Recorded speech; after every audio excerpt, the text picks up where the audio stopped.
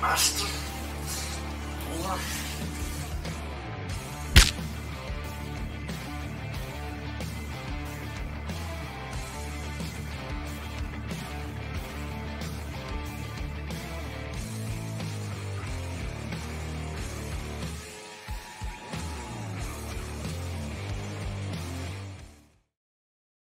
Bienvenue au podcast de lutte entre deux chaises de métal, le podcast animé par moi-même Marco et l'encyclopédie de la lutte au Québec, TJ Holiday.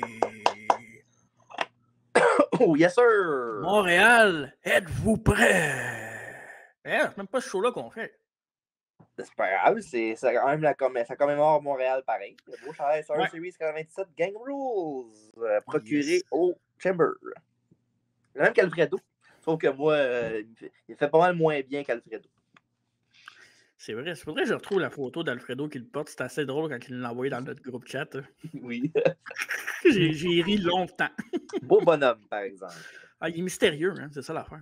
Il est mystérieux, puis il a des beaux cheveux poivre et sel. Ça, c'est vrai. Évidemment, on fait le tour des événements payants à la carte de la WWE quand ils sont venus à Montréal dans les dernières années. On avait fait Survivor Series 97 justement avec Alfredo en 2022. On a fait No Way Out. Qu'est-ce qu'il y a? Je te l'ai dit dans la fois, ça fait 2 ans qu'on l'a fait, puis j'ai Non, raison. c'est pas 2 ans. T'as-tu raison? Oui, j'avais raison. J'ai checké dans la fois, puis on a Non. fait ça en fin 2020. Fin? Non. Oui. Pas vrai? Oui. OK. Parfait. Désolé. Bon, ben. On l'a fait pareil. Désolé de rain on your parade. C'est vrai, hein? On a fait No Way Out 2003, le show, les débuts de Sylvain Grenier comme arbitre à Montréal. Les débuts de Sylvain Grenier tout court à Montréal avec Rock Hogan 2 aussi. Et le retour de Stone Cold. Et on a fait Elimination Chamber 2023 où que TJ était live à Montréal. Donc, et là, on est rendu au dernier qu'il y a eu. Et c'est Breaking Point Déjà en fini. 2009. Ouais. Pendant que ma caméra fait wouhou! C'est pas grave, c'est pas grave. Regarde, elle aussi est en fin de périple de Montréal. Fait que Breaking Point 2009, mon cher TJ, on était présents, mais pas assis un à côté de l'autre. Non, en effet, j'étais tout seul de mon bord, vraiment tout seul. Mais des fois, c'est le fun d'être tout seul dans un show comme ça. Tu peux te concentrer sur le spectacle, puis rien d'autre. Pourquoi on n'était pas assis ensemble, t'en souviens-tu? Parce que j'avais pas acheté mes billets avant. Oui, c'est vrai. J'avais acheté les billets le soir même, je pense. Je me souviens pas, je sais pas si c'était à la billetterie ou bien de quelqu'un d'autre. Scalper, je pense. Ouais, je pense que oui. Parfait. Mais bon, il faut ce qu'il faut, hein? Exact. Ouais. Fait que non, on n'était pas assis ensemble, mais quand même, c'est toujours le fun pareil d'avoir un show de lutte, là, surtout un show de cette envergure-là, live. Ouais, c'était une drôle de carte, une drôle d'époque, c'est 2009. C'était pas la meilleure époque. Non, mais il y avait beaucoup de bien quand même dans ces années-là. Là. Ouais, il y a beaucoup quand même de star power. On est chanceux à Montréal pour ça.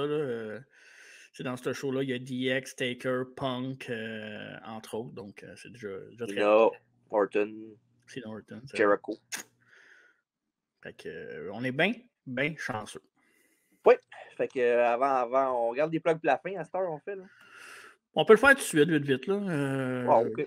On va le faire vite avant qu'on commence le review de ce Breaking Point-là, de ce show-là. Bien évidemment, si vous voulez nous encourager, ben Patreon, hein, un tiers à 3$, un tiers à 5$. Le tiers à 3$, évidemment, c'est pour avoir tous les podcasts en avance, plusieurs entrevues aussi avec des lutteurs québécois. On essaie toujours de vous dénicher les meilleures histoires, les meilleurs talents pour raconter l'expérience dans la lutte professionnelle. Puis, on a des vrais francs de lutte. Exact. Puis il y a des affaires qui s'en viennent là, que je ne peux pas parler. Là. Évidemment, il y a des petits projets qui se travaillent en arrière. Puis on n'aime pas. On a appris que les années, on ne parle plus des affaires qu'on a. On le fait, puis après ça, on en parle pour être sûr. Si on en parle, c'est déjà fait. C'est déjà fait, exactement. On va être sûr de ne pas dire n'importe quoi.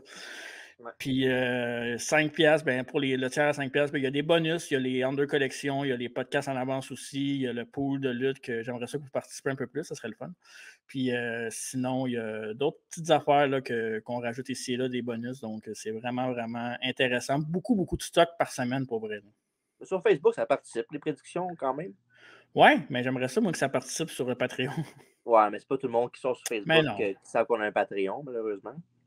Ouais, les algorithmes sont pas faciles. Là. Je sais qu'il y a du monde qui ne voit pas des affaires passer des fois, mais en général, la réponse sur les réseaux sociaux est quand même très intéressante. Là. On vous Ouais. remercie pour ça. Donc, puis évidemment, suivez-nous partout, hein? TikTok, Instagram, Apple Podcasts, Balado Québec, Facebook, Facebook, Twitter. all around. TikTok, là, pour vrai, je commence à. J'ai mis des affaires récemment. Là. Je commence de plus en Oh, plus.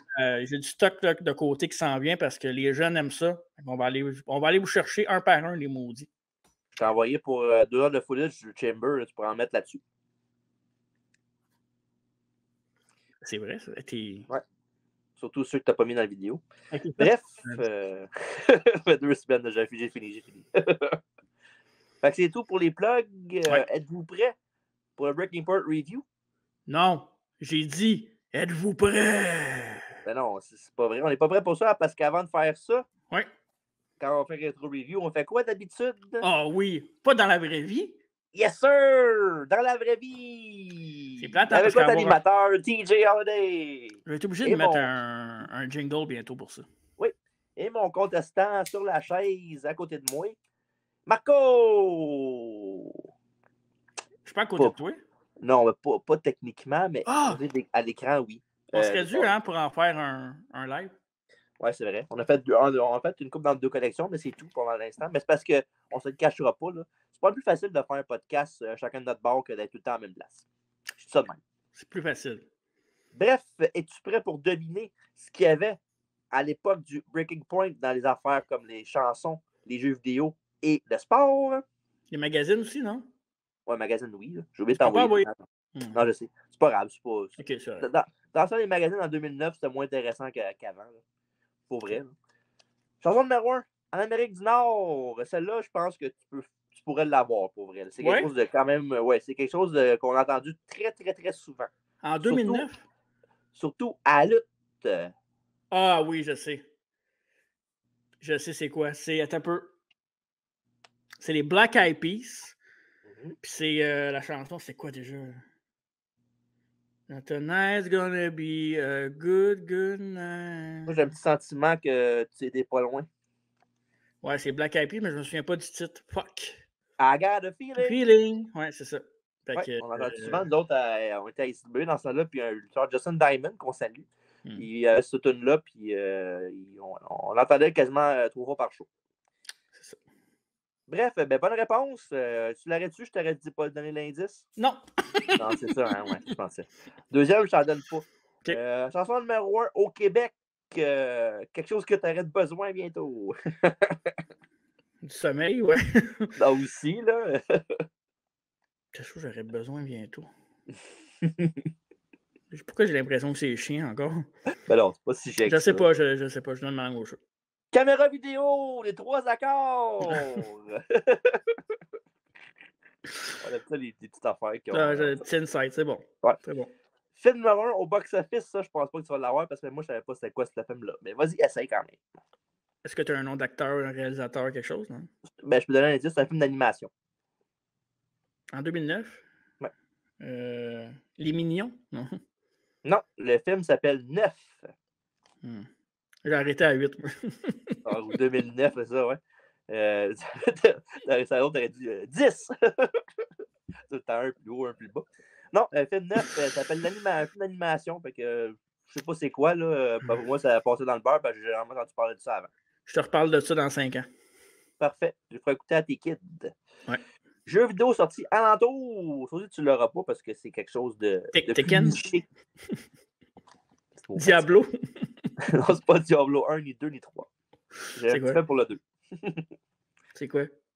Mario et Luigi's Bowser Inside Story pour le Nintendo DS. C'est vrai que c'est niché, mais c'est pas si niché que ça non plus. Pour vrai, là, des fois, j'essaie de trouver des affaires populaires, mais... Dans le monde du sport, ça, c'est... je peux te donner... Ben, tu n'as pas à te deviner. C'est une affaire que tu ne trouveras jamais. Là. Non? Ben là, crime. Je te dis, c'est quoi? Pas d'escrime, mais non, du bowling. Okay. De bowling. Oui, c'est quoi? Dans le monde du sport, oui. Kim Clijsters a battu Caroline Wozniacki. Au Pour gagner tennis? le US Open. Hein, Au tennis, ça? Ouais, au tennis. Pour gagner le US Open 7-5 et 6-3. Oh, c'est important, ça. Ben oui, c'est important. On dit quelque chose dans l'histoire, il faut le dire au complet. Kim Clijsters, très bonne joueuse. Faut pas jouer avec les chiffres. Hein. Sur le WWE Magazine de septembre 2009, qui était dessus? Il y a des nouvelles, c'est en 7. Sina? Non. Un juge gentil m'a donné un deuxième guess. Il y a des nouvelles, mais pas pour les meilleures raisons. Vince McMahon? Non. La réponse est Jeff Hardy. Ah, ben il est correct, il fait pas de prison. Non, mais il a quand même sorti des nouvelles de lui pour ses affaires. Fait que c'est ça. Fait que t'en as un sur la gang, mais en même temps, là-dessus, là, à part celui que tu as eu, il n'y a pas grand-chose que tu aurais deviné à n'importe qui. Là. Puis, bon. Celui que j'ai eu aussi, tu parlais de Justin Diamond, j'étais en rivalité contre lui, moi, à ICW. Fait que... Ouais, moi aussi, j'étais en rivalité contre lui maintenant. Au début, j'avais fait mon premier match Broadway. Ben oui, un match. Ah, tu étais à Broadway? Ouais, j'étais à Broadway. Ben oui, on était ensemble. Attends. Je vais prendre des pastilles, voir si le monde va aimer ça. Ben là, c'est soit ça ou ben je touche pendant tout le long du podcast. Fait que c'est à votre choix à vous autres, hein, Alfredo? Bref, je t'ai rendu, voilà. Wow. En tout cas, bref, Breaking Point. Oui, en effet. Ouais, je te rends mon Breaking Point pas mal. Là. Et sur le premier et le seul pay-per-view de ce nom, ça a été un grand succès apparemment. Le show a pris la place de Unforgiven et que l'année suivante, ça va être la Nuit des Champions. Fait que Breaking Point va devenir aussi, ça aussi c'est niché, là. Il va devenir le nom qu'il va avoir pour le système de soumission dans le WWE 2K, WWE 12, pardon. Ça va s'appeler le Breaking Point Submission. Là. Il fallait que tu payes sur les boutons là, pour t'empêcher de taper. Là. Le 12, c'était-tu avec Punk dessus comme. 12, non, le 12, c'est Orton dessus. 13, l'année après, c'est CM Punk. Ah oui, c'est vrai. Ouais. Il était bon, celui-là. Oui. Puis, évidemment, le show va avoir lieu le 13 septembre 2009 en direct, évidemment, du Centre Bell de Montréal, Québec, bien entendu. Et pour la tune intro du show, on a une tune de Lynyrd Skynyrd, Still Unbroken. Mais tu l'as pas dit comme du monde. Ah oui? Comment tu dis ça comme du monde? Ben, il y a un nom dans le titre. De quoi, le Skinner? Du mollet? Skinner. Ah, c'est bon, j'avais pas pensé à ça. Still Unbroken de Lynyrd Skynyrd. Oh, ça, on sait pourquoi on fait ça, hein? Juste pour une personne encore. Ben, tu sais. Quoi que c'est le seul qui commande. Et voilà. Et il y avait un match de pre-show, tu sais c'était quoi? Je l'ai pas marqué, mais ouais, c'est ça. Evan Bourne, qu'on l'a reçu au podcast une couple de mois. C'est vrai? A battu Chavo Guerrero Jr. avec le beau Shooting Star Press. Et là, évidemment, on est dans le temps où il y avait 3 brands, évidemment, Raw, SmackDown et ECW. Et évidemment, les commandants de la soirée pour Raw étaient Michael Cole et Jerry the King Lawler. Pour SmackDown, c'était Todd Grisham et good old JR Jim Ross. Et pour ECW, Josh Matthews et Matt Striker. Avec des pantalons cette fois. Et voilà. Il n'a pas montré, non? Non, exactement. Et on est prêts pour le premier combat de la soirée. Match numéro 1. Oui. Pour les championnats par équipe unifiés. Chris Jericho et Big Show, Jericho contre MVP et Mark Henry. Une autre preuve que la WWE n'a jamais pris cette division tag team au sérieux.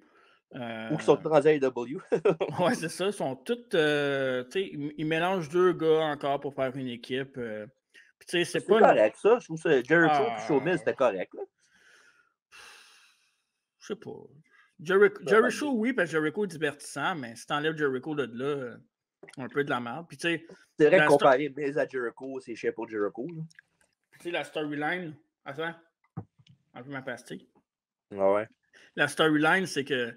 Tu sais, Mark Henry, c'était le gars le plus puissant au monde. Il a réussi à lever Big Show. Fait que c'était bien impressionnant. Il y a MVP qui avait réussi à avoir une victoire sur Jericho les semaines d'avant. Puis les deux s'étaient alliés pour battre Jericho. Puis ça a donné un combat par équipe. Ouais, un combat par équipe au pay-per-view. On se casse pas la tête, on boucle ça comme ça. Les champions par équipe perdent leur match entre le pay-per-view. Puis rendu au pay-per-view, ben ils gagnent. Bref. Bon début de combat avec MVP qui domine Jericho. Évidemment, MVP, quand MVP tag Mark Henry, Y2J court vers le Big Show et c'est l'homme le plus fort contre l'homme le plus large. Et la foule est derrière le gros spectacle. Et dans un spot impressionnant, Henry attrape Show, qui l'a sauté dans le fond, il a fait un genre de Stinger Splash, puis il l'a attrapé en bear hug, puis il l'a déposé dans le coin. Un beau spot pour vrai de Mark Henry qui a montré toute sa puissance. Et après ça, Henry tient Big Show en World Strongest Slam, mais Jericho le frappe dans le dos, puis Jericho tombe sur Henry pour un compte de 2. Et après ça, on a un beau comeback de face de MVP sur Jericho qui l'a à sa merci avec le Ball-in Elbow pour un compte de 2,5. Et après ça, Big Show fait un blind tag et sort Porter de ses shorts avec un gros spear. Et les champions prennent les devants par la suite. Et dans un beau spot, un autre, MVP tombe sur ses pieds d'un hip toss et Jericho, il fait un DDT à Jericho pour un double down. Et autour de Mark Henry de faire un comeback de face, splash sur Jericho pour un quand Shaw vient de briser le tombé. Et après ça, Shaw envoie MVP en bas et Henry envoie Shaw en bas par la suite. Fait qu'on les rejoint avec Jericho et Henry dans le match. Et Jericho essaie le briseur de code, mais Henry l'attrape et le lance dans les airs en ordre de flapjack. Puis c'était cool parce que quand il l'a pogné, ben, il a gardé Jericho un peu dans les airs. Ouais. Jericho, il faisait la... beau spot, ça. C'était bien fait. C'était un cool spot. Mais malheureusement pour Henry, il va trop proche des cordes et Big Show le ramasse avec son knockout punch. Et après quelques secondes, évidemment, Jericho a rampé vers Big Show. Il l'a tourné de bord, le couvre pour le 1, le 2 et le 3. Toujours champion par équipe unifiée, Jericho. La foule de Montréal encore se fait entendre. Plusieurs encouragements pour Jericho, qui était heel dans ce match-là. Henry et MVP n'ont pas eu assez MVP avait des bons spots. Il y avait des bons pops aussi. Là. Ouais, MVP parce qu'il est cool, là, un peu. Là. Ouais. Mais sinon, la foule était vraiment derrière Jericho. Évidemment, avec Jericho, ça aide aussi. Puis, moi, j'ai marqué un match un peu sans saveur, sans intérêt. Là. J'ai trouvé le match pas mal boring, honnêtement. Là. Moi, je dis que c'est un combat décent. Là. Rien d'extra, mais juste assez correct là, pour que ça soit assez bon pour le show. Pas le meilleur opener, par contre. Là. J'aurais plus mis le match d'après comme premier. Ça, surtout avec le Kofi Kingston dedans. Là. Ouais. Exact. Ouais. Fait que non, un bon combat, mais rien qui va passer à l'histoire. Là. Non, malheureusement, c'est ça. C'est un peu le thème de ce pay-per-view. Là. Ouais. Interview time avec Josh Matthews, Cody Rhodes et Ted DiBiase Jr., 2 tiers de Legacy. Et Cody dit que ce ne sera pas un match, mais une guerre. DX est excellent, mais qu'ils vont prouver que les underdogs du match ont les lettres D et X dans leur nom. Et DiBiase dit que DX est le passé et Legacy est le future, très original. Et c'est à moitié vrai, ce qu'il dit, dans le fond. Et qu'est-ce que Cody Rhodes veut donner, puis lui, dans son match. Et après ça, DX, c'est un peu comme les bâtons néons qu'il entre avec. Ils sont le fun et divertissants, mais après un peu de temps, ils perdent le glow et tu perds l'intérêt puis tu les jettes d'un vidange. Et puis la promo était quand même correcte, mais c'est weird parce que si tu m'aurais dit à l'époque de gager sur qui serait le plus grand star des deux, j'aurais dit DiBiase. Avec la promo que j'ai vue. Là. Ben oui, la promo que j'ai vue, l'autre, il avait l'air Deer in the Headlights, tandis que l'autre, il avait l'air ce qu'il disait, DiBiase, je trouvais qu'il y avait plus de gusto à le dire. Là. Ben moi, je regarde la promo de Cody Rhodes en ce moment, puis c'est pas un excellent go micro. Là. Au moins, il n'a pas dit que dans ce mot-là que son père c'est Dusty Rhodes. Là. Fatiguant, on le sait, man, Nicolas. Et puis il y a une affaire qu'on n'a pas dit sur Breaking Point. Oui. Il y avait un thème pour ce pay-per-view-là. Ben, c'était plus soumission, là. C'est des thèmes de soumission. Tout le monde portait du cuir. Ouais, ça. J'aurais tapé une couple de fois en regardant le show aussi. Ouais. Après ça, évidemment, ça. Fait qu'on est rendu au match numéro 2 pour le championnat des États-Unis. Je ne sais pas pourquoi j'ai marqué ça dans mon livre. Kofi Kingston défend son titre contre The Miz. The Miz fraîchement retourné d'action il n'y a pas longtemps. Donc, c'est pas une grosse storyline, mais il revenait, il faisait un retour à la WWE parce qu'il était parti, je pense, tourner de Marine, je ne me trompe pas. Ah, d'accord. Puis évidemment, avant le combat, Miz parle français. Puis quand il parlait, ça me faisait penser, tu sais, Stéphane Rousseau, son personnage qui fait, là, Scott Towell, là. C'est lui qui son personnage qui parle franglais un peu, là. Ah oui. On aurait dit que c'est pratiquement la même affaire. C'était peut-être ça qu'il faisait, non? Ben, je pense pas là, que ce soit intentionnel comme ça, mais il faisait penser à ça. Quand je l'avais parlé, je voyais Stéphane Rousseau qui faisait son comique dans ma tête. Puis le pire, c'est qu'ils se ressemblent Un petit peu quand même, là, Stéphane Rousseau puis The Miz. Là, tu dis ça parce que les deux sont mauvais acteurs, c'est ça? Ben non, il était bon, les dangereux. C'est mon frère. Oui, fait qu'évidemment, les deux sont actifs au début du combat, mais le vent tourne du côté de Miz quand il kick Kofi, qui est sur la 3e corde, puis il fait une guillotine tout de suite après, qui prend l'avantage, M. Mezzanine. Ça lui donne un compte de 1. Et Kingston essaie de revenir avec un crossbody, mais reçoit une botte de Miz en pleine poire. Et après ça, il y a un coup de pied en courant de Miz pour 2. Un flapjack pour un autre 2. Et le Miz prend les devants pour un long moment. C'est de la comédie. Quelques temps plus tard, c'est des mots, ben oui. Kofi monte signe de bec un SOS pour 2, mais Miz le remet au tapis avec un backbreaker délété renversé en combo. Et après ça, Miz met ses genoux sur un boom drop et ça lui vaut un compte de 2. Quand même un counter cool pour le leg drop de Kofi. Ouais. Miz et Kofi s'échangent les pins à temps. Après ça, boom drop réussi. Et un compte de 1, de 2 et de non! Dégagement de Miz. Et après ça, Kofi renverse un brise-nuque en poussant Miz dans les cordes. Et sur le retour, trouble au paradis. 1, 2 et 3. Kofi garde son titre US. Ouais, comme tu as dit tantôt, c'est le match qui aurait dû commencer le show. Un meilleur beat. Puis Kofi Kingston, c'est un gars énergique que le monde aime. Il est très populaire. Même à l'époque, il était très, très populaire en solo. Bon heel work de Miz. Par contre, je trouve que The Miz, c'était pas un adversaire. En tout cas, à cette époque-là, c'était pas le meilleur worker pour travailler avec Kofi parce que je trouve que Kofi allait trop vite pour The Miz. Il y avait de la misère à le suivre dans ses mouvements. Ça aurait été, mettons, un Morrison ou un Mysterio ou un Ziggler, ça aurait été meilleur peut-être. Ben, tu sais, mettons, Miz 5 ou 6 ans plus tard, avec l'expérience que WWE Title puis tout, des fois ça aide, là, mais à ce moment-là, c'était laborieux, je trouvais. En tout cas, quand j'écoutais le match. Ouais, j'ai trouvé que c'est un match qui était un bon match, un match solide. Mais des fois, il était un peu long par bout des fois. Là, mais sinon, c'est pas pire partout comme combat. J'ai bien aimé ça. Puis comme j'ai dit, puis tu as dit, ben, ça aurait été l'opener, à mon avis. Ouais, exact. Et là, match numéro 3. Déjà? Ben oui, c'est déjà rendu à ce moment-là. DX contre Legacy dans un Submission Count Anywhere. Puis ça, je suis pas sûr, là. Je me tromperais peut-être, mais dans le fond, non. Là. Mais il y a une grande histoire avec ces équipes-là. Non, rien. Ah, parfait. Non, dans le fond, Cody et Ted DiBiase se sont associés avec Randy Orton préalablement pour former Legacy. On sait que c'est des deuxième, troisième générations. Cody, c'est la troisième avec Dusty et Dustin. Puis, se sont associés à Randy Orton. Je trouvais que c'était une stable assez solide. Là. Ils ont... Pas qu'ils ont manqué le bateau. Là. Ça a fini qu'un triple threat match à WrestleMania. Je pense que c'était l'année d'après. Pas cette année-là, mais l'autre année d'après. Ouais. Puis, je sais pas, ça aurait pu... ça aurait pu être quelque chose de mieux, mais ils l'ont un peu échappé. Puis je pense que Cody Rhodes aurait dû sortir plus fort de ce truc-là. Mais sinon, il y avait eu, ça c'est après Triple H Orton à WrestleMania, la fameuse rivalité personnelle où ce qui est allé dans la maison, puis que la rivalité était écœurante, mais que le match à WrestleMania 25 était pourri comme le Chris.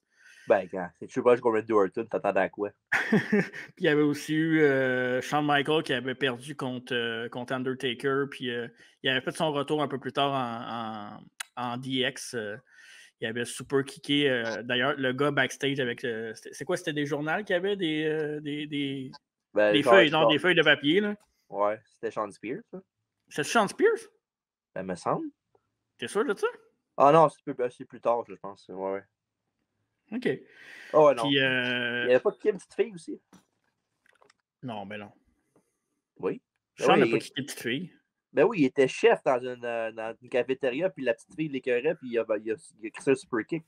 On n'a pas vu la petite fille, évidemment. Ah, ok. Ils l'ont pas montré. Non, quand même, faut pas charrier non. C'est ça. Fait que HBK est revenu, puis après que les deux ont eu des rivalités personnelles, ben, ils se sont mis ensemble pour former la DX. Puis évidemment, ben, les jeunes loups qui se sont associés à Orton, ben, ça a permis à Orton de se dégager de Triple H, puis que les deux peuvent attaquer un peu des jeunes loups qui attaquent des vétérans pour faire leur nom. Il y a eu 3 matchs entre les deux. Il y a eu un tag team classique qui avait été remporté. Je pense que ça avait été DX qui avait gagné le tag team match.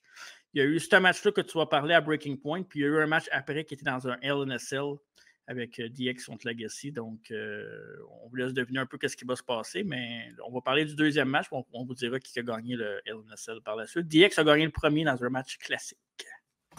Classique, comme Coca-Cola classique. Oui, exact. Micro de DX avant de l'arrivée de Legacy. Et pendant qu'Under fait son speech, on entend des You Screwed Brett. Puis évidemment, ben là, c'est correct. Là. Ouais. Triple H dit que c'est la faute à Sean. Bon, il y a un bon pop pour ça. J'étais même pas là, moi. Puis évidemment, le reste de la promo, on la connaît. Là. Ouais. Et évidemment, c'était humoristique, là, mais on sait très bien que c'est de sa faute à lui. Là. À qui? À Triple H. Ça fait partie du plan? C'est quand la bio, là? Ah. Ouais, c'est ça. Sean va vers Cody, Hunter va vers Ted pour commencer la bataille. Et DX s'en prennent aux jambes de Legacy. Et ça ne prend pas de temps avant que les 4 aillent dans la foule de Montréal. HBK a Ted en guillotine choke avec l'aide des armes de métal en montant en haut. Pendant que Triple H et Cody sont dans les concessions en haut en train de se battre, direct devant la glacière Boston Export. Oui, ça donne soif. Ted finit par les rejoindre et Sean aussi. Et rendu là, DX leur font des prises en 4 en simultané.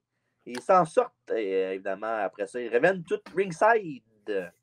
Et Hemsley prend les jambes de Rhodes et les rentre dans Attends un peu. Ils sont allés dans les concessions en haut? Ouais. OK. C'est quoi là-dessus? Vas-y, dis-les.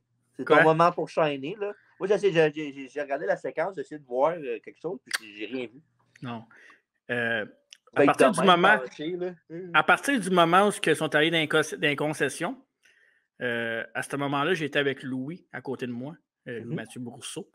Puis on s'est rendu compte qu'on était proches, puis on est parti à courir. Où est-ce qu'étaient les lutteurs? Évidemment, il y avait une grosse foule qui était là. Ben oui, c'est sûr. Et pendant un court moment, j'ai pu, de mes mains nues, toucher mon idole Triple H. Plein de sueurs qui se bataillaient dans le. Fait que là, dans le fond, il y avait 2 de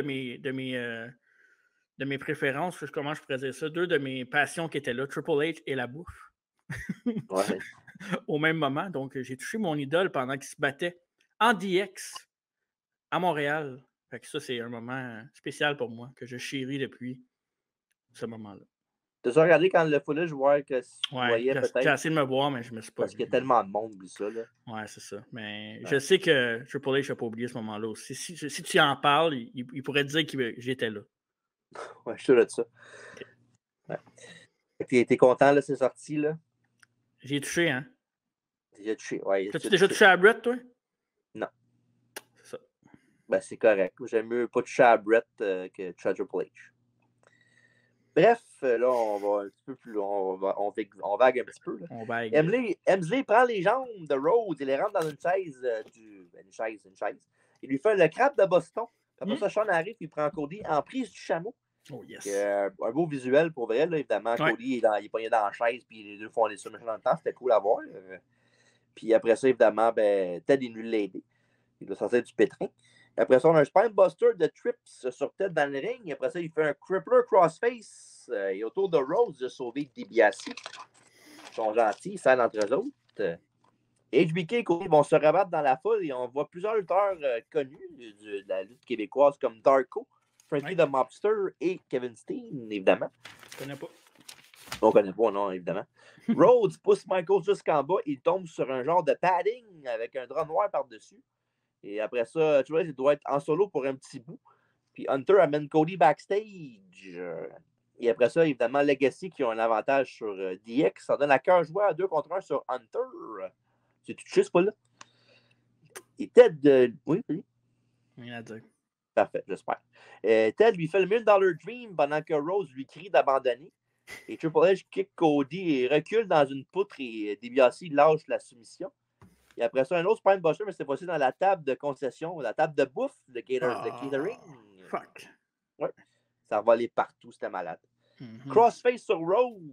Mais DiBiase s'est observé avec un coup de glacière direct sur le front de Triple H. Et après ça, là, c'était fou parce que Triple H, genre, il vend la shot, puis il est comme ça, la bouche grande ouverte. Puis DiBiase, lui, il crisse un autre shot de glacière, il direct sa tête sans qu'il s'en rende compte. Ça n'attendait pas, là. Aïe, aïe! Moi, j'étais genre, j'avoue que Triple H, puis genre, Chris, c'est un peu exagéré. Là. Chris, le gars, il est de même, il réagit pas, puis il crisse une shot de glacière. Tu vois, je fais. Et voilà que pourquoi son push a fini après. Ça doit être ça. Il l'a pas frappé assez fort, je peux juste encore là. Ouais, c'est ça. Après ça, évidemment, avec ça, DiBiase, pas DiBiase, mais je sais pas, j'ai été un peu dans les vapes, fait que des Legacy vont voir Shawn Michaels qui est tout seul. Puis, tu sais, il était pas protégé son cou. C'est comme un peu, mettons, je te donne un exemple. Là. Tu vas peut-être relate là-dessus, je sais pas. Tu sais, quand tu es dans un match de lutte, là, un combat, puis tu es la face à terre, tu vois pas ce qui se passe autour de toi, puis quelqu'un a un débile léger lance une échelle dans le ring, puis ça tombe sur la tête. Ça te dit quelque chose, ça? Ouais, c'est ça. Ça m'est jamais arrivé, moi, en tout cas. Non, moi, ça m'est arrivé, puis c'était pas le fun pantoute. C'est qui l'épée qui a lancé ça? Toi. Oh! It was you, Hunter. All along. Et avec ça, Legacy va s'occuper du Heartbreak Kid. Et Shawn tient son bout, il envoie Ted en bas. Cody avec un ankle lock maintenant. Mais Shawn s'en sort et donne à Rhodes de la douce musique de mâchoire. Et après ça, prise en 4 inversée. Et DiBiase doit intervenir pour sauver son partenaire. Et après ça, Legacy va le faire à Shawn un Spike Pile Driver, mais il kick Cody en bas et backdrop DiBiase Jr. Il est en position de super kick encore une fois, mais là, Cody lui tire les pieds et l'amène dans le coin. Il finit par lui faire la prise en 4 avec le poteau, le move de Brett. Toi, t'aurais dû le faire quand je te l'ai dit, ça. Hey, les inside pleuvent dans ce match-là, c'est fou. Ouais. Et oui, évidemment, Shawn essaie de se débattre le mieux qu'il peut. Mais malheureusement pour lui, DiBiase arrive derrière lui et il rajoute avec le rêve du $1 million. Puis Shawn se débat comme un job dans l'eau bénite. Pendant qu'on voit Triple H, pendant qu'on voit Triple H essayer de ramper vers le ring. Mais malheureusement pour lui et son partenaire, c'est trop tard. Et Shawn Michaels tap out et Legacy remporte le combat à la surprise de beaucoup de monde. Ben, c'était un pretty big deal de faire taper un Hall of Famer comme Shawn qui venait de sortir d'une grosse rivalité contre Taker aussi. Là. Ça faisait pas si de battre Shawn tout court, c'est de battre Shawn tout court, ouais, c'est ça. Ouais. Paul qui aurait fait ça certain, hein? Qui ça? Paul qui aurait fait ça certain, hein? Du monde over, des plus jeunes, hein? Ben, je pense qu'il a mis pas mal de monde over dans sa carrière. Là. Oh, ouais, c'est sûr. Quand ça faisait son affaire à lui, ben oui. On en reparlera s'il y a une biographie sur lui qui s'en vient, parce que j'ai une longue liste de monde qui a mis over. Tu sais très bien que ça s'en vient. Arrête de le faire à 100 fois. À fin d'année. Oui, fait que sinon, pour vrai, excellent match. Un excellent brawl plutôt. Là. Ouais. Puis puis le finish était vraiment, vraiment beau pour vrai. Là. J'ai aimé que c'était créatif comme fin là, de submission. Parce que, tu sais, Shawn Michaels, logiquement, c'est quand même un gros gars. Fait que dans l'échiquier de la lutte là, à ce moment-là, fait que faut que tu lui fasses de quoi de gros pour qu'il abandonne. Puis c'était pas out of place qu'il abandonne sur 2 submissions en même temps. Surtout Figure 4 du poteau qui a déjà mangé à plusieurs reprises de quelqu'un qui était encore meilleur que lui. Excellent match, bonne rivalité. La foule, ça a réveillé un peu la foule parce que, pas que la foule dormait, mais les 2 matchs d'avant, c'était correct sans plus. Mais là, les décibels ont monté avec DX et Legacy, qui étaient quand même assez populaires comme Tag Team Hill, pareil. Ils étaient respectés. Ah ouais. Puis DX et DX. Fait que, ouais, ça a remis la foule dedans. Montréal est rembarqué dans le bandwagon de la WWE. Puis, on parlait tantôt d'un 3e match qui a eu lieu à LNSL entre ces 2 équipes-là. Et c'est le 3e match, donc 1-1. Je vous laisse deviner qui a gagné le 3e match. Les jeunes loups qui ont besoin de la victoire à tout prix pour ancrer leur place dans l'histoire ou bien le vieux routier qui ne veut pas perdre tant que ça ne va pas son affaire? DX a gagné. Exactement. Avec, sinon, pour vrai, un bon match, j'ai bien aimé, puis le film était vraiment beau. Oui, c'était original comme match. C'était top, quoi. Ouais, top. Nos amis de la France. Interview time avec Josh Matthews et Randy Orton.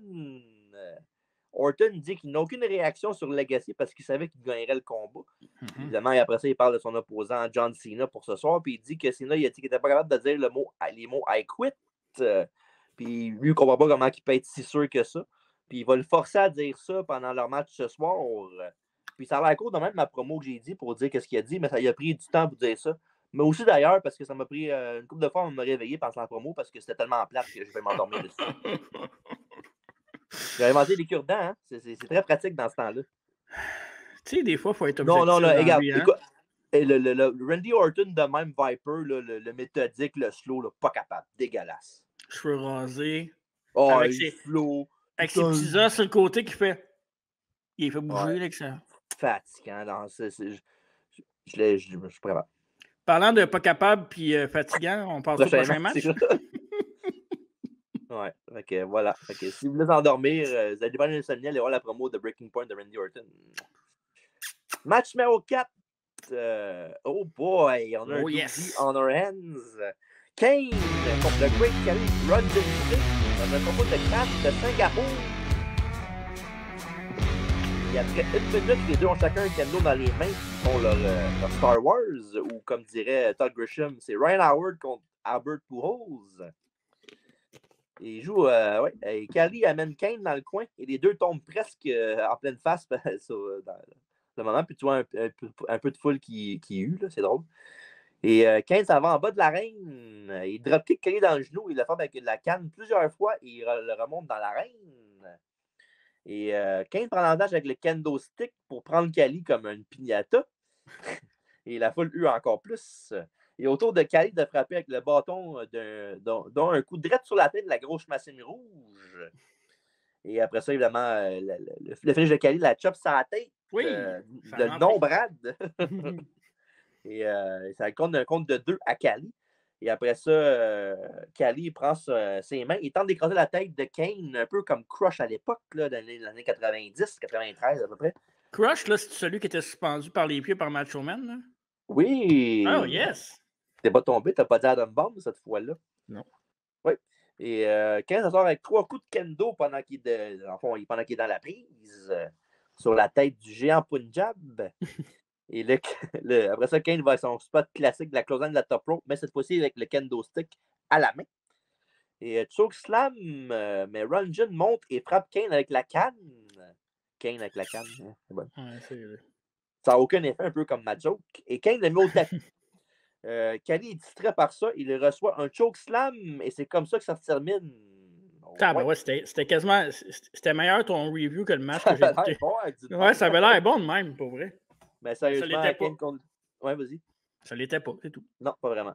Et évidemment, c'est Kane contre Great Khali. Vous attendiez à quoi, vraiment? Là? Fait que même des coups de Kane gratuits, ils n'ont pas changé vraiment grand-chose à ce combat-là. Fait que... Si vous avez un match à skippez-le. Ça ne changera rien dans votre vie. Ouais. Interview time avec la jolie Eve Torres et CM Punk. CM Punk dit que personne ne donne une chance de gagner contre Undertaker. Pareil comme que personne ne donne une chance à gagner contre Jeff Hardy dans le TLC le mois d'avant à SummerSlam. Et, mais oups, il est champion maintenant et a prouvé à tout le monde qu'il avait tort. Et la force d'une V-Straight Edge, c'est que tu peux battre n'importe quelle personne, même si c'est la force des ténèbres. Il dit qu'il n'a pas peur de rien de Taker qu'il peut donner. Quand la lumière se ferme, et c'est Jimmy Wang of All People qui a fait ça. Moi, j'ai vu qui a fermé les lumières, quelqu'un de relevant, c'est Jimmy Wang. Je vais t'es sérieux, là? Il souhaite la bonne chance à Punk. Il va lui serrer la main. Ben oui, toi, comme bien comique. Il fait 25 ans, pour ça, je veux qu'il serre la main. 25 ans. T'as quel âge? 84? Je veux pas que le monde le sache. Merci beaucoup. OK, parfait. Puis t'as 7 Punk le fait. Aussi. Oui, c'est ça. Punk, 7 enfants, on a appris ça la dernière fois. Punk le fait, mais il le pète après. C'est bien mérité. Hein? Je suis boire à lui. Punk finit en disant que c'est Taker qui a peur de lui et non le contraire. C'est pas la première fois qu'on voit Punk dans une bataille de backstage. Oui. Et celle-là est enregistrée, par exemple. Oui. Match numéro 5.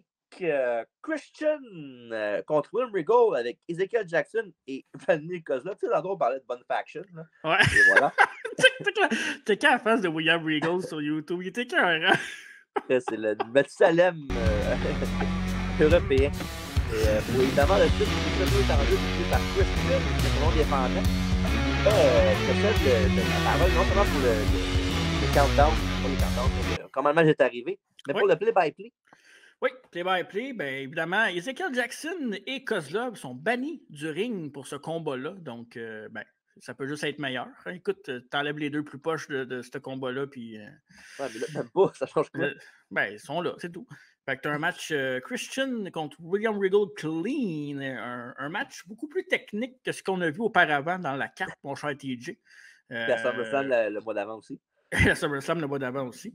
William Regal qui est bas de plusieurs souplesses explosives. Donc, un maître. Je sais même pas pourquoi j'ai dit ça. De quoi? Ben, avant le mois d'avant à SummerSlam, tu sais pas pourquoi j'ai dit ça? Non. Parce qu'il y avait un match à SummerSlam le mois d'avant pour la même ceinture. Ouais, puis le match a duré 5 secondes. Parce qu'ils ont sonné la cloche. Regal avait son manteau, Christian le pogné en Prettier puis l'a piné. Bref. Match dominé par William Regal qui va de souplesse et de coups de genoux assez violents, comme seul William Regal peut le faire. Christian qui est clairement le... Ben, c'est le champion, mais un peu le underdog dans ce match-là, je trouve. Là. Je sais pas si tu es d'accord avec moi, non? Non. Ok, parfait. Ben, c'est le babyface, fait qu'il est plus underneath, là, mais non, je suis pas d'accord tant que ça. Là. Donc, il travaille beaucoup la tête de Christian pendant le match. Il va de coups de genoux à répétition. Et mon play-by-play est beaucoup plus court que toi dans ce cas-là. Après un running knee, donc un coup de genou en courant, Christian va renverser et va lui faire... attends, comment j'avais appelé ça? Le meurtre renversé. C'est ça? Le kill switch engage, c'est ça? Le kill switch engage? Non, ça, c'est la tune. Kill switch, c'est la switch? La lumière? Switch. Oui. Comment t'appelles ça une switch en français? Le pas beau? Ouais, non, je pense pas. Moi, j'appelle ça le pas beau. Pareil comme la soumission de Edge, c'est le scrunch crunch. C'est le scrunch crunch, exact. Donc, il va y faire sa prise de finition pour le compte de 3, déjà. Et Christian, toujours champion de la ECW. Moi, j'ai bien aimé, pendant le match à un moment donné, pendant que Regal a l'avantage, il y a beaucoup de chat Boshi Regal, c'est malade. Ouais, c'est vrai, ouais. Ouais, c'est bon. Sinon, évidemment, un très bon match entre les deux, puis je suis pas surpris par tout. Non, c'est un bon match, mais je pense qu'il aurait pu nous en donner un petit peu plus. Bon. Je sais pas. Moi, c'est correct, ouais. Ouais, mais toi, à date, tu as l'air de trouver pas mal tout correct du show. Ben là, non. J'ai pas dit que. J'ai pas dit que. Non. Elle dit que c'est correct, puis être bon, c'est pas pareil, là. Je dis que c'est correct, ça veut pas nécessairement dire que c'est bon. Là. Après ça, Pat Patterson qui s'amène dans le ring pour évidemment le cheap pop de la foule locale. Pat Patterson, une légende, le premier champion intercontinental, le créateur de la Battle Royale, Royal Rumble. Feu Pat Patterson, respect. Oui. Vient dans le ring pour parler à la crowd en français. Il dit que Montréal a toujours été sa maison, puis qu'il n'a jamais oublié de où il venait, puis c'est bien émouvant, tout le monde est content, on chante Pat, Pat, Pat. Et évidemment, il parle anglais. Il parle anglais, c'est le Canada, parfait. Puis, évidemment, quand il y a un babyface qui fait une promo, il y a toujours un trou de cul qui intervient. Et ce trou de cul-là était Dolph Ziggler, le gars qui se cherche depuis 2000 et plus. Quoi? Non, pas du tout. Et Dolph Ziggler qui s'en vient pour interrompre Pat Patterson et qui va d'une promo assez dégueulasse, mon cher TJ. Ben, pas dégueulasse, juste que c'était un peu trop long. Là. Il a essayé de faire de la comédie, parce que on sait que c'est un stand-up comique. Là. Il a essayé de faire des petits jokes qui n'ont pas passé. Ben là, c'est un stand-up comique à la date d'aujourd'hui parce qu'il fait des shows, mais avant ça, dans ce là il n'était pas. À moins de son rodage, je sais pas. Là. Il a rodé longtemps parce que son charisme, ça a pris du temps avant qu'il le trouve. Pas tout le monde qui font des bons one-man shows, des fois. Hein. Ouais, puis quand c'est pas drôle, là, surtout. Là, ouais. T'as pas le droit de téléphone, ça aide pas. C'est au bon, cette soirée. Puis c'est ça, il insulte Pat Patterson, puis à un moment donné, il s'engage pour être violent un peu envers Pat Patterson, puis évidemment, le champion, il hérite de lui. Là, donc, je vais excuser des jokes, mais t'es vraiment... Des jokes sur Montréal aussi, là, des jokes faciles, mettons. Là. Mais c'est plus sur l'âge de Patterson qui riait. Là, ouais, c'est un old man. Là. Mais c'était dégueulasse, là, on va se le dire. C'est une promo dégueulasse. Puis le champion intercontinental qui va venir à la défense de Pat Patterson, John Morrison. Ouais. Fait que Morrison et Ziggler étaient en rivalité. Je ne comprends pas pourquoi ce match-là n'était pas sur la carte. Là. Ben, je ne sais pas pourquoi il n'était pas sur la carte, mais je sais que je me suis documenté un petit peu là-dessus. À la base, Rey Mysterio il était champion intercontinental un petit peu avant ça. Ouais. Il y avait eu un wellness policy ou je sais pas trop, quelque chose qui est arrivé, puis il a droppé la belle contre Morrison. Parce qu'à la base, à Breaking Point, c'était censé être Mysterio contre Ziggler pour la ceinture. Fait qu'ils ont fait le switch, mais ils ont fait le match finalement. Plus important de mettre le combat de Khan entre Khali et Kane. Hein. Ouais, c'est ça. C'est pour ça que la WWE, des fois. Là... Mais bon, après ça, on a le droit à un match. C'est le match numéro 6, si je ne me trompe pas, mon cher TJ. Ça, je peux le faire. Match numéro 6.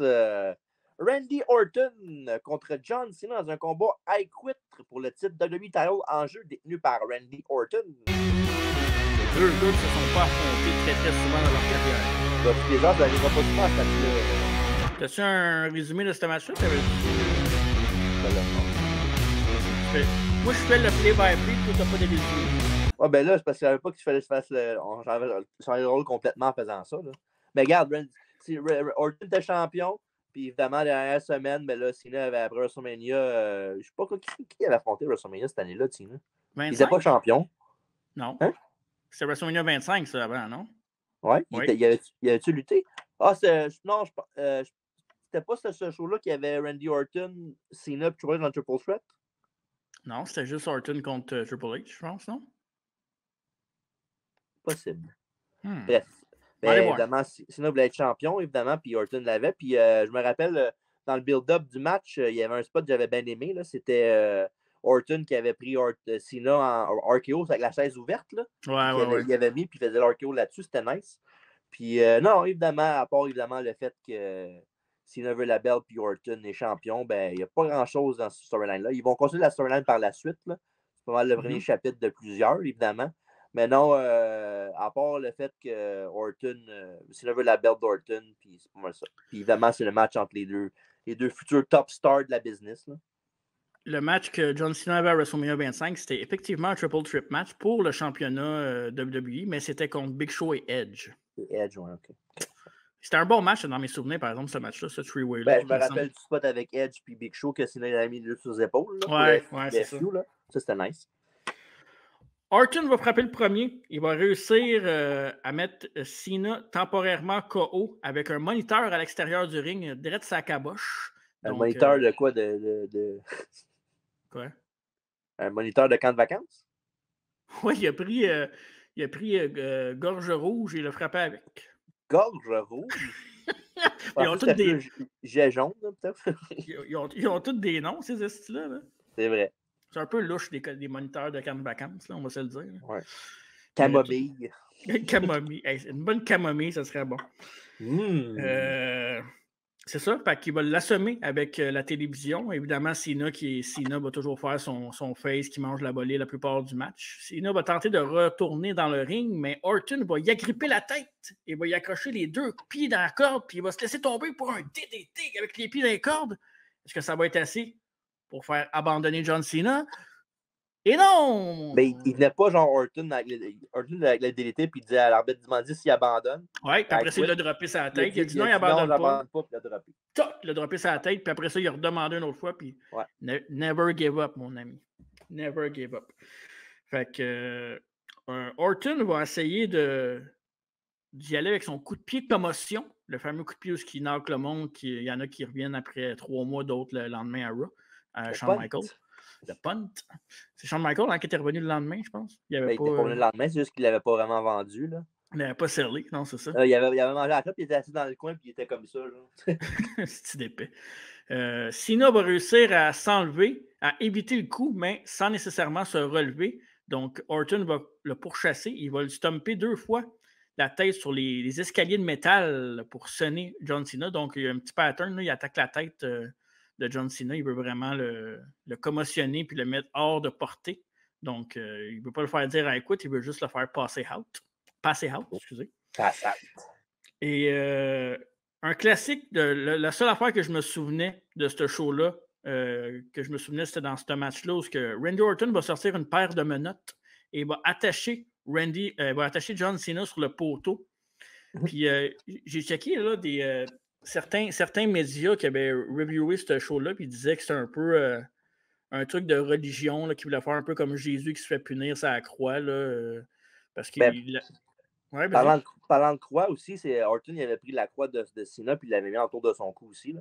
Ouais, c'est vrai, hein? Ouais. Fait Je sais pas, ça a un rapport avec ça, j'imagine. Ouais, je pense que ouais, il y a du monde qui disait que c'était pas mal des signes de religion, là, qu'il voulait faire un peu il a pris la truc, croyance de l'autre, il a retourné contre lui, mettons. Là. Ouais, puis c'était un spot aussi que, si je me trompe pas, il avait pris dans un vieux match de la ECW là, entre Tommy Dreamer puis je me souviens pas qui, mais quand ils ont préparé le match, c'est un spot que Tommy Dreamer, je pense qu'il était là à l'époque sûrement, là, il y avait le ECW, fait que c'était un spot que Dreamer a donné à Orton et Cena pour vous dire hey, j'ai fait ça dans le temps, puis j'ai fait ça avec le poteau et les menottes, donc c'est quand même cool. Bon flash, c'est pas des gars qui sont habitués à faire vraiment des matchs de ce style-là comparativement à la vieille ECW.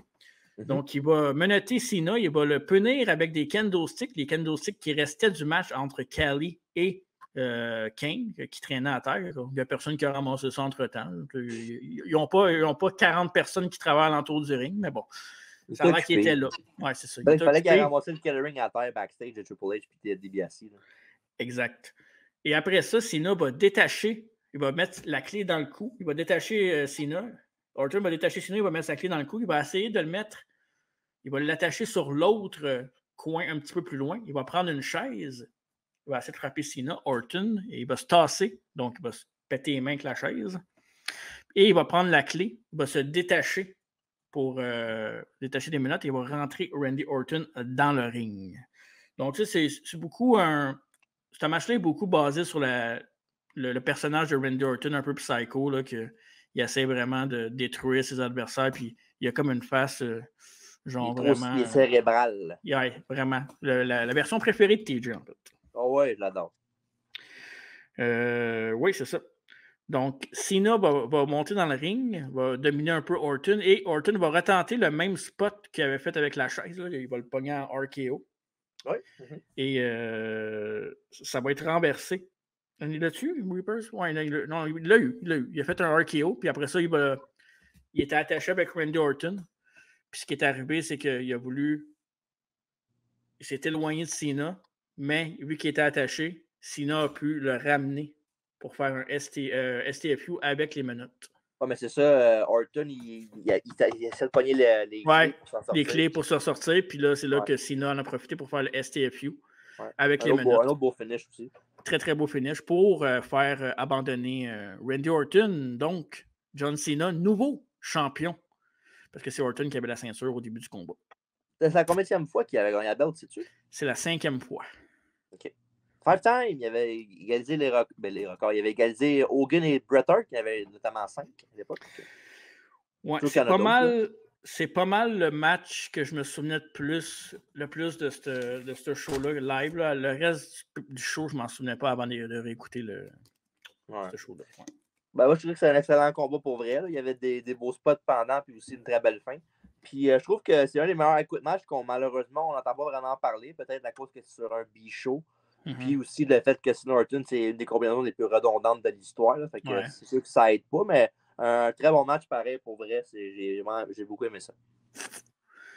Ouais, c'était pas mal un des bons matchs de la soirée. Est-ce que ce serait le meilleur match à voir? Mais à voir. Ouais. Fait que c'est pas mal ça. Fait que on est prêt? Allez voir ce match-là, je vous le recommande pour vous. Ouais, vraiment.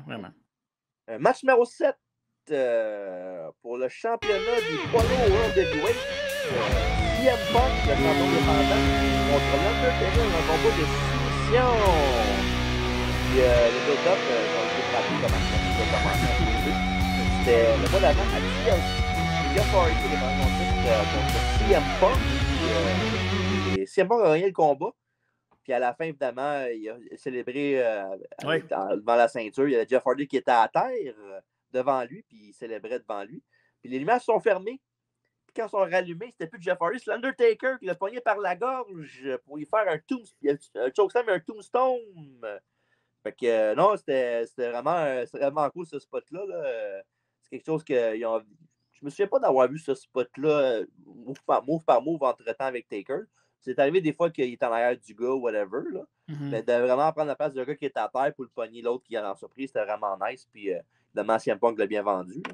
Puis non, puis le classique, là, c'est que Taker, évidemment, tout le monde n'aime pas CM Punk, fait que là, il dit enfin Taker va pouvoir le mettre à sa place, puis évidemment, c'était comme une foregone conclusion que Taker gagnerait, surtout submission match, là, quand est-ce que Taker taperait out, tu sais. Ouais, fait que c'était vraiment une affaire que le monde voulait vraiment que Punk perde la ceinture, puis qu'avec Taker, ben, tout le monde disait qu'il n'y avait aucune chance. Fait que c'est un peu ça l'histoire du combat de ce soir du championnat. C'est pas lourd. Et c'est le Anaconda Vice contre le Hell's Gate pour les soumissions de chaque lutteur. Donc, exactement. C'est quand même 2 belles soumissions. Là. On ne penserait pas nécessairement à Taker comme soumission, quoique le Hell's Gate, il l'a de plus en plus fait avec plus que ça avançait dans sa carrière. Donc, ça lui a donné peut-être une autre façon de gagner des combats. C'est moins redondant que le chokeslam et le tombstone. Ouais. Donc, c'est bien le fun. Taker propulse rapidement CM Punk du haut de la 3e corde dans le ring. Donc, attaque rapidement le champion défendant. Ils vont travailler beaucoup sur le coin du ring en début de match. CM Punk va même y aller d'une superplexe dans le milieu du ring. Un move toujours très impressionnant. C'est un des plus beaux moves de la lutte, là, je trouve. Il faut que ça soit bien fait. Ça peut être dangereux. Taker va rapidement reprendre le dessus avec son fameux son œil de serpent, la grosse botte et la descente de la cuisse. Donc, Snake Eyes, Big Boot et Leg Drop, pour ceux qui ne parlent pas français. Ça n'a aucun rapport. Il continue en français. Ouais, je parle depuis le début, le comique. CM Punk va renverser un chokeslam avec un right kick, un coup de pied impressionnant, circulaire en plein milieu de la tempe. Un coup de pied prospectus. Exact. Il va prendre Taker un peu à la légère, il va s'amener doucement pour le compter. Et Taker va l'attraper en Hell's Gate automatiquement. Donc, est-ce que CM Punk va taper? Et oui! CM Punk tape, nouveau champion, The Undertaker. C'est long avant qu'il se mette à genoux, là. Ouais, c'est long. Qu'est-ce qui arrive? Ah ben non! Il y a quelqu'un qui arrive, mon cher TJ. C'était qui? Holla!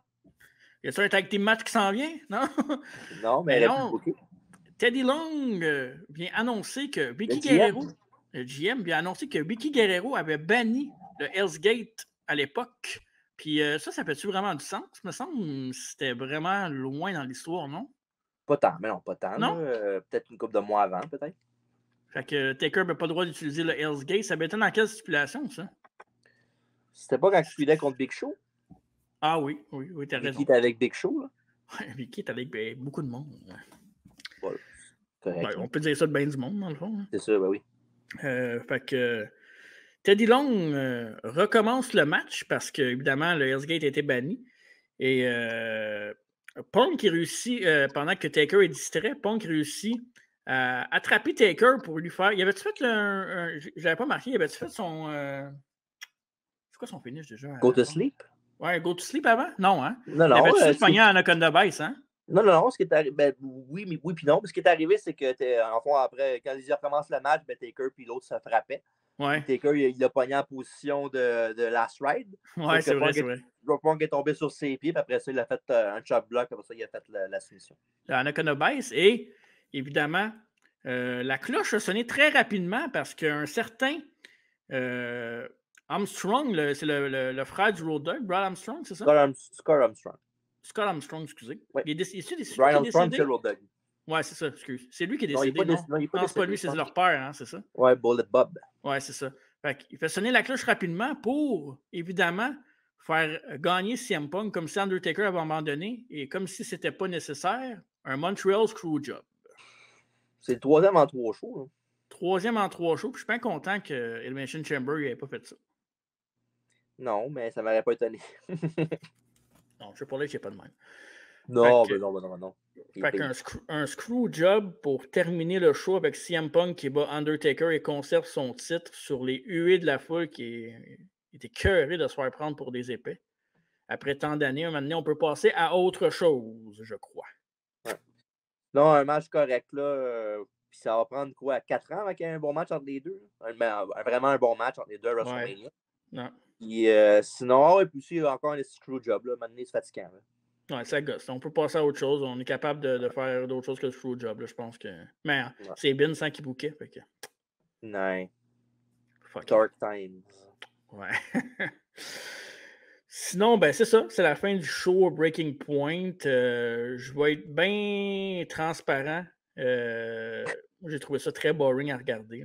Je me souviens qu'à l'époque, j'avais pas trippé non plus sur place, à part peut-être DX, là, puis un peu d'Orton, puisqu'on était comme vis-à-vis les menottes là, quand il se faisait menotter, mais non, j'ai vraiment pas trippé. Puis même à l'époque, quand j'étais sorti de là, un des rares shows live que j'ai pas tant. J'ai déjà trippé plus dans des house shows que ce show-là. OK. Ouais. Fait que voilà. Fait que Breaking Point, maintenant, on est rendu au match, au worst match et à la note.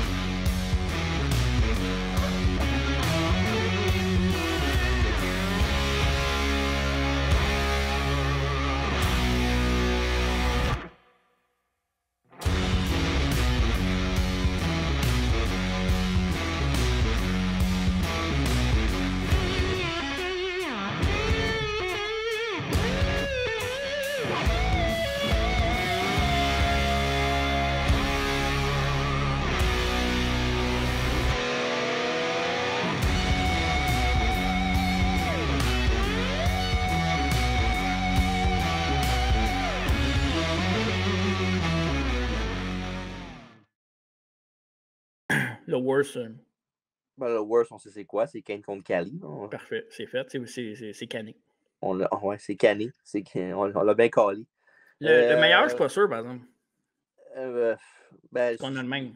En le disant, je suis pas sûr, mais je vais m'assumer ce que j'ai marqué. Okay. Tu veux commencer ou je vais? Vas-y. OK. Je donne à mon match of the night pour Breaking Point 2009. Je donne ça à roulement de tambour. DX contre Legacy.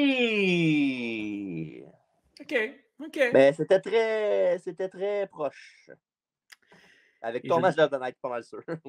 Mon match of the night, je donne à DX contre Legacy. Je pensais que c'était pour dire Punk contre Cena. Orton contre Cena, tu veux dire. Ouais. C'est ça mon deuxième choix, c'était proche. Là. Non, c'est DX contre Rose. Okay. Ouais. OK. Ouais. La note du pay-per-view, maintenant. Tu veux que j'y en premier? Je donne... c'est très pesant si tu l'écoutes en audio en ce moment. Je donne la note de 6 sur 10 à Breaking Point. C'est pas si pire que ça. Je donne à Breaking Point la note de 6.5 sur 10. On est proche quand même. On est toujours proche. Puis, à mesure de comparatif, j'avais donné à Survivor Series 97 6 sur 10. Fait que tu vois, moi, j'avais donné combien? 7. Je pense que ça avait donné la même affaire, je pense. 7, je suis pas mal sûr. Tu peux vérifier pendant que tu parles, si tu veux. Ouais, fait que Breaking Point, pour vrai, si vous êtes curieux, puis vous voulez voir les shows qui se sont produits à Montréal, écoutez-les, mais c'est pas... ouais, c'est ça, c'est pas un show qu'on recommande, je pense. C'est pas un must-see. Mais il y a quand même des trucs intéressants. DX contre Legacy, je pense que c'est bon de regarder ce match-là. Puis les 3 matchs qui ont fait un contre l'autre, c'était bon. C'est des bonnes promos. Puis Mais sinon, en tant que tel, non, vraiment rien à se mettre sous la dent dans ce show-là. Puis des matchs de championnat décevants. Orton, Cena, c'était correct sans plus. Là. J'avais donné 6? J'avais donné 6. OK, fait que je donne la même note. Mais Survivor Series 97 est meilleur pareil. Un petit peu. 6.1. le tiebreaker, mettons. Ouais, c'est ça. Fait que non, je vous le conseille pas. Puis, mais c'est ça. Ce qui fait le tour de nos shows de Montréal. Avec le Worst Show, d'après moi. Puis TJ, c'est son deuxième Worst Show. Ouais. C'est serré. C'est serré. Donc, c'est dans le rétroviseur, Montréal. Exactement. Mais là, moi, là, je suis pas pour toi, là. Mais il me semble que j'aimerais ça, un petit quiz. En as-tu un proche? Non. Moi, ça, non. Mais tu me dis ça de même, là. Tu m'as dit que tu en avais fait plein la dernière fois. Je les ai toutes passées. T'as pas ta fin de ton jeu, là, que j'avais des ricochet dessus? J'ai rien, man. Je suis désolé. Tu me dis ça. Je viens de passer la worst week of my life. Puis, mais pas ouais, worst. J'avoue. Ouais, mais je pensais que tu l'avais fait. Tu m'as dit que tu l'avais préparé la dernière fois. Je pensais que tu en avais encore. C'est pour ça que j'ai dit ça. Je suis Tu désolé. vas pas rapport à ta worst week of your life. Je savais pas. Pas pour ça que je dis ça. Mais c'est pas la worst week of my life. C'est pas vrai. Moi, ça. Oh, j'ai vu de quoi, moi? Quoi? Attends. Une autre affaire de me faire chialer, c'est ça? Oh non, c'est parce que les W, je viens de voir qu'ils font un Face of the Revolution ladder match dans la main semaine prochaine. S'en fout de AEW. Non, toi, ferme ta boîte quand tu dis ça. Là. Tu penses pas vraiment à Noé. Là.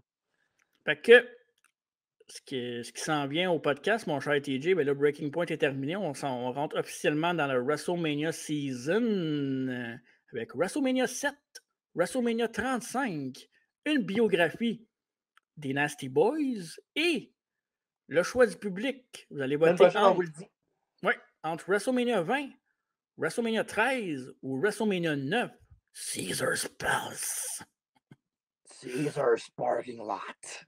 Ouais. Fait que, ben out. Ouais. Mais la semaine prochaine, c'est Revolution. On parle avec Alex qui va être ici. Prédiction. Pas oublier. Ouais, fait que un mois chargé, évidemment. Ben, quand c'est WrestleMania, c'est juste temps chargé, oui. Il n'y a pas vraiment de semaine pas chargée en ce moment, je te dirais. Là. On aime ça, on a enregistré 14 podcasts en 2 jours. Là. On récolte ce que l'on sème, hein, parfois. On s'aime beaucoup. Ça n'est pas la même affaire, mais c'est pas grave. Yes, sir! Okay. Parfait, ben, merci beaucoup. Yo, les gens! C'était bien agréable. N'oubliez pas, nous suivre partout, TikTok, Instagram, Facebook, Twitter, Apple Podcasts, Spotify, Balado Québec, YouTube. Patreon, 3$, 5$. Encouragez-nous, on a du fun, on vous aime. Parfait. Yes, sir. Et je voudrais remercier tous les gens de la Jamaïque, de l'Europe, de l'Espagne, partout qui nous écoutent. En audio, surtout. On vous aime partout dans le monde. Ouais.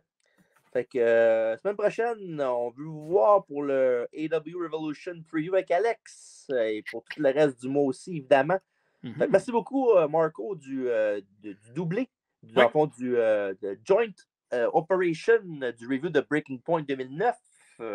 Parce que tout ça, j'aurais sûrement trouvé ça trop plate. Juste avant, par exemple, oui, on a Alex pour les prédictions. Je veux juste dire que pendant une semaine ou deux, il n'y a pas d'entrevue avec des lutteurs québécois. Là, on en a donné beaucoup dans les dernières semaines. Fait qu'il y a comme un petit break de 2-3 semaines pour ça. Mais la prochaine, je pense, ça va être de quoi de fun, je pense. Oui, ben, il y a beaucoup de belles choses qui s'en viennent. On va essayer d'avoir un tag team pour l'entrevue. On va essayer. OK, parfait. Teaser de même pour la fun. Fait que merci tout le monde. Bonne semaine. Et on se voit la semaine prochaine pour un autre En deux chaises de métal. Mais en attendant, n'oubliez pas, soyez gentils, soyez bons, soyez aimables, mais surtout, allez bas!